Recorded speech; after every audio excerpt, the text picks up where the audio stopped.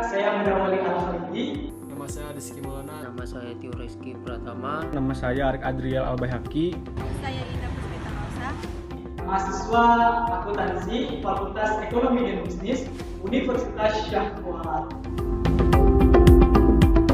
Hari ini saya mewakili kelompok saya akan menjelaskan deskripsi umum tentang usaha yang akan kami wawancarai.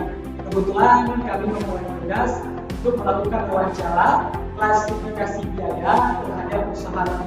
Kami memilih roti canai pisang yang berlokasi di Jalan Tengku Iskandar Berawe, Banda Aceh, Aceh. Usaha ini telah berdiri sejak tanggal 5 Januari 2021 dengan modal dasar sebesar 8 juta rupiah. Usaha ini adalah usaha manufaktur. Kenapa demikian? Karena usaha ini melakukan pembelian bahan baku yang kemudian diproses dan diolah menjadi barang jadi, yaitu roti canai.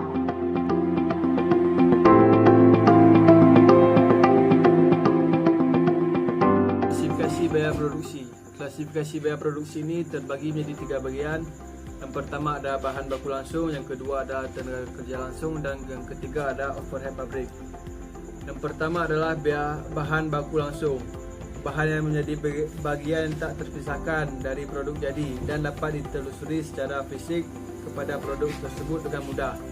Jadi untuk usaha roti canai ini, bahan baku langsungnya ada tepung dan juga telur. Kedua adalah tenaga kerja langsung.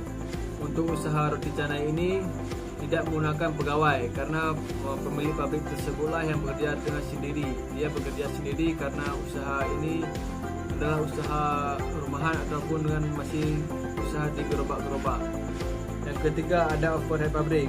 Jadi untuk overhead pabrik ini terbagi lagi jadi 2 bagian. Yang pertama adalah tenaga kerja tidak langsung dan yang kedua ada bahan baku tak langsung.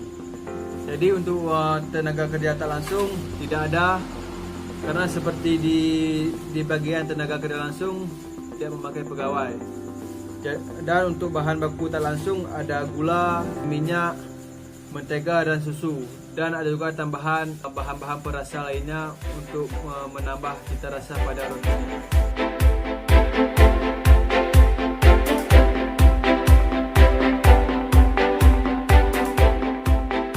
Klasifikasi biaya berdasarkan perilakunya. Yang pertama yaitu biaya variabel, biaya yang jumlah totalnya berubah sebanding dengan perubahan volume kegiatan. Contoh dari biaya variabel pada perusahaan canai ini yaitu bahan langsung. Bahan langsung yang digunakan oleh perusahaan canai ini seperti minyak, telur, tepung, air, dan lain-lain. Selanjutnya ada kebutuhan alat produksi, yaitu kompor gas dan gerobak. Yang kedua, biaya tetap. Biaya yang jumlah totalnya tetap dalam kisaran volume kegiatan tertentu. Biaya ini muncul walaupun tidak beroperasi. Contohnya pada usaha ini sewa lapak kepada Warkop Helsinki 10.000 per hari. Selanjutnya, biaya penyusutan gerobak sebulan sebanyak 1% dari 3 juta. Selanjutnya, gaji. Pemilik perusahaan tidak mengeluarkan gaji karena pemilik perusahaannya sendiri yang menjalankan usahanya.